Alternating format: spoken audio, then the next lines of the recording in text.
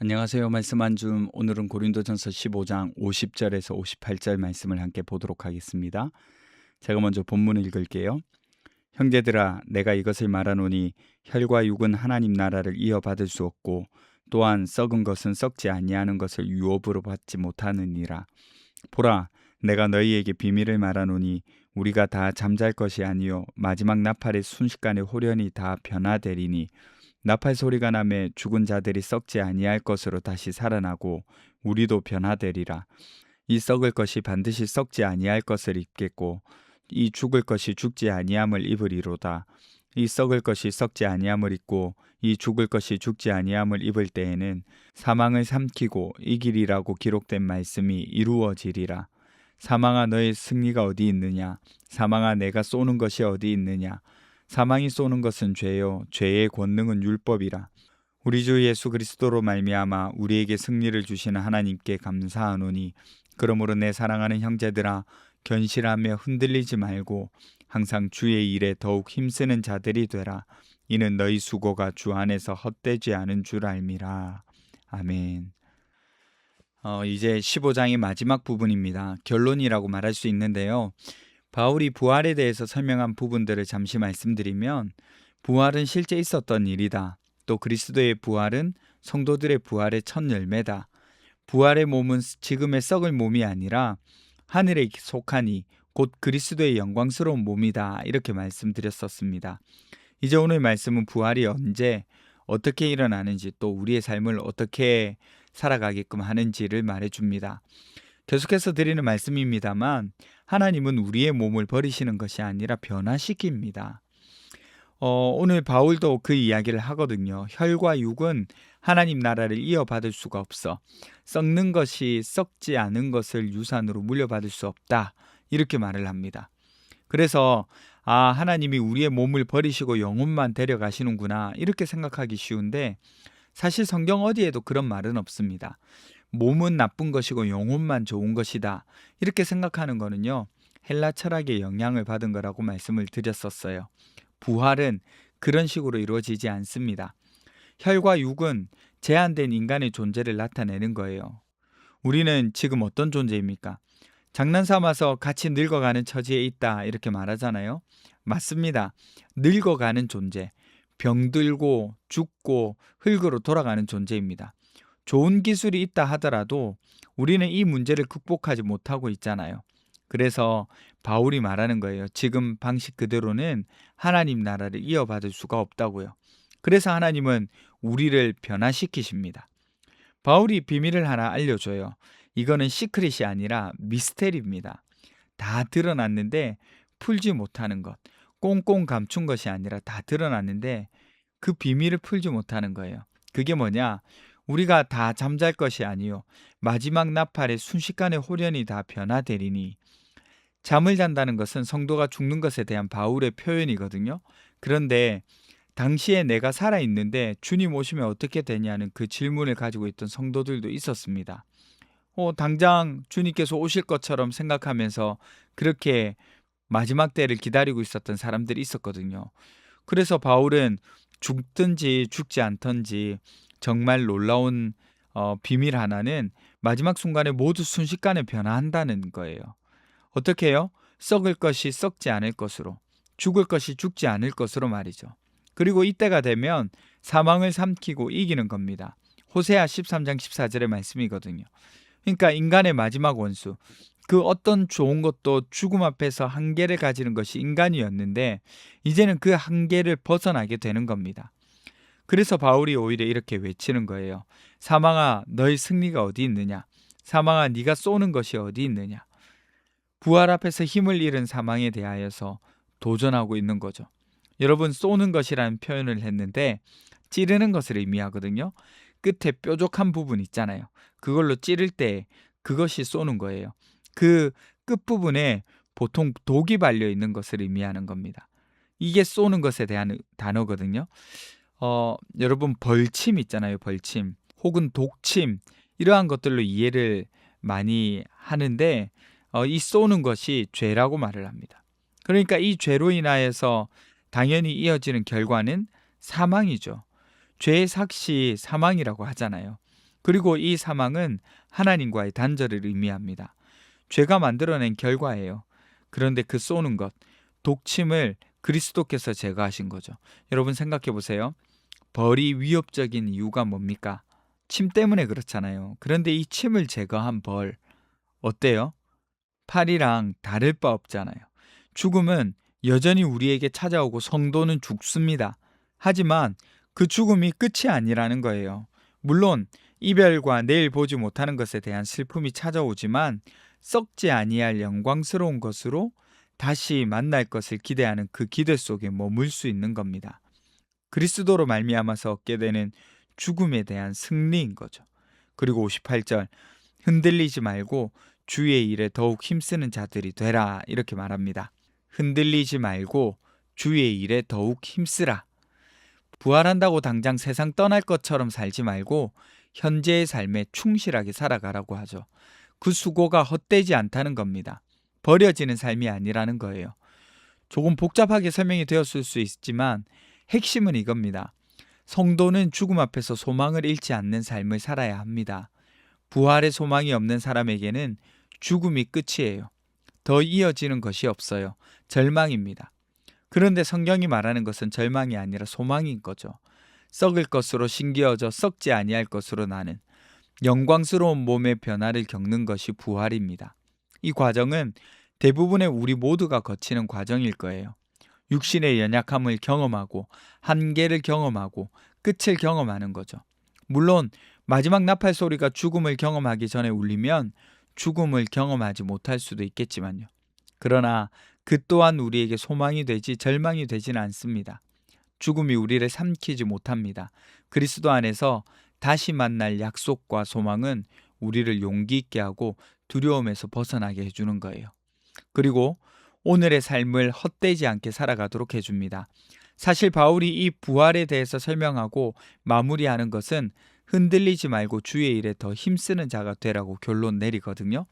세상 떠날 준비를 하라고 하지 않습니다. 현실에 뿌리 박고 열심히 살아야 한다고 말해요. 부활의 소망을 가진다는 것은 지금을 무의미하게 만드는 것이 아니라 훨씬 더 의미 있게 만드는 약속이라는 거예요. 그래서 형제를 사랑하고 섬기고 기도하고 믿음을 지켜나가고 남이 잘 되도록 도와주는 그 삶의 몸짓이 기억된다는 겁니다. 헛된 것이 아니라는 거예요. 이 사실을 기억하시면서 오늘도 열심히 사셨으면 좋겠습니다. 기도할까요? 첫 번째는 죽음 앞에서도 부활의 소망을 붙들고 살 수 있도록 도와주세요. 두 번째는 오늘의 삶을 헛되지 않게 충성하며 살게 해주세요. 우리 함께 기도하며 나가도록 하겠습니다.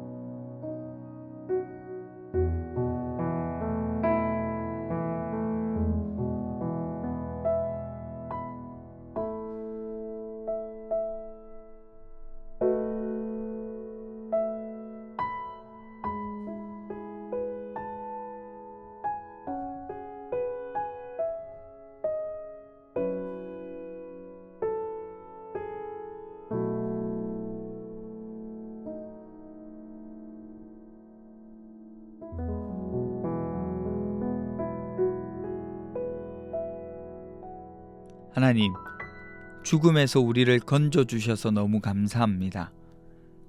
우리가 그 죽음 앞에서 부활의 소망을 붙들고 두려워하지 않고 용기 내어서 담대하게 살아갈 수 있도록 도와주세요.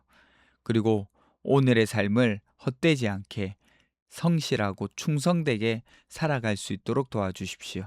오늘도 우리와 함께 하시는 주님을 믿고 의지하며 나아갑니다.